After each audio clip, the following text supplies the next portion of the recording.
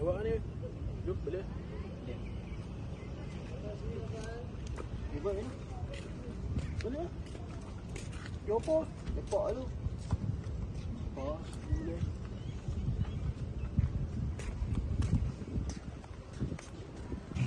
Ni dah lewat ah. Aku balik dulu ah. Ciao.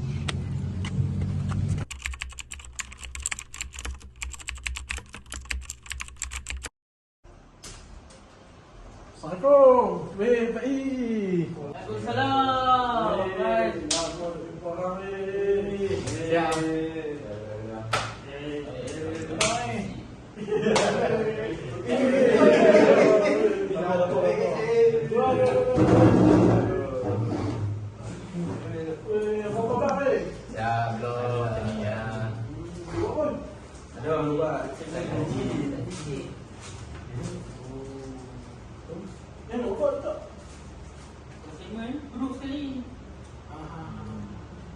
Itu bukan berkata ada pi tasik nanti ya? Apa?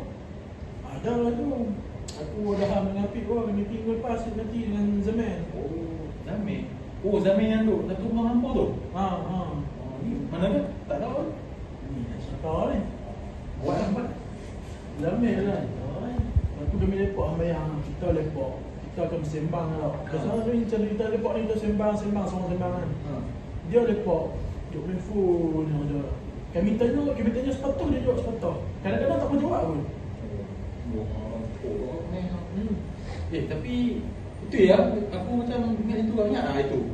Ada kita pergi makan kat kedai Cedok, kita dua, lepas tu dia ikut sekali je. 3 hari lepas tu, tapi Oh, betul. Dia kira kami order makan tu, kita dah order makan.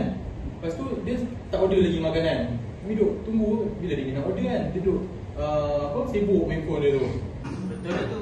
Belakangan ni, aku perasan si Zamil tu tengah asyik ke pula saya dengan handphone dia.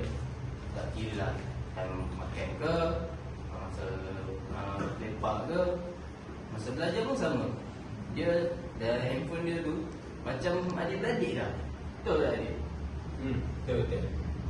Makin lama makin teruk lah katanya. Rosak lah itu kalau dah cuma telefon dia videonya. Aku takut dia lalai je.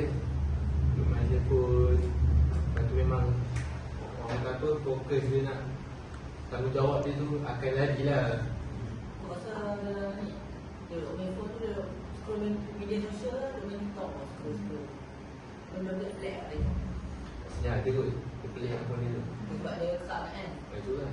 Sebab biasanya kalau orang yang tak kerap sangat main phone ni terakhir tak macam tu. Okay. Apa dia pun cakap tu, Zamin memang perangai teruk sikit lah tu tau.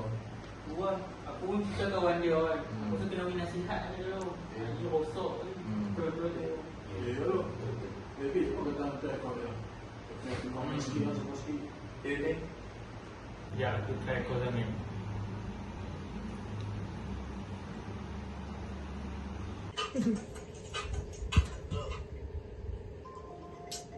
Yes.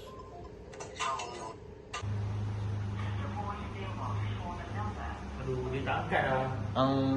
Tu lah no, tak apa, try call sekali lagi.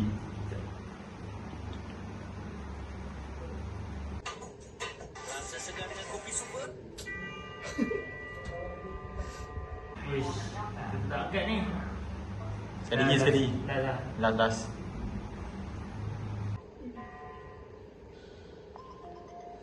Aduh. Hello. Hello. Assalamualaikum, Zamin. Waalaikumsalam. Kenapa? Tengah buat apa?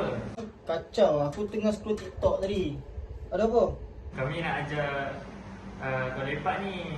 Tengah berkumpul ramai-ramai. Esok tak boleh lah, sekarang busy lah. Oh dah, sinilah jom. Lepak sekejap. Lama dah jumpa. Yalah. Aduh.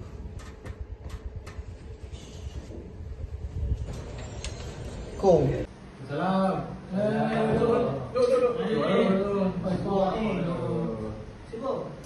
Itulah, sajalah panggil ramai. Nak sembang-sembang sikit. Lama tak jumpa. Sihat ke? Betul.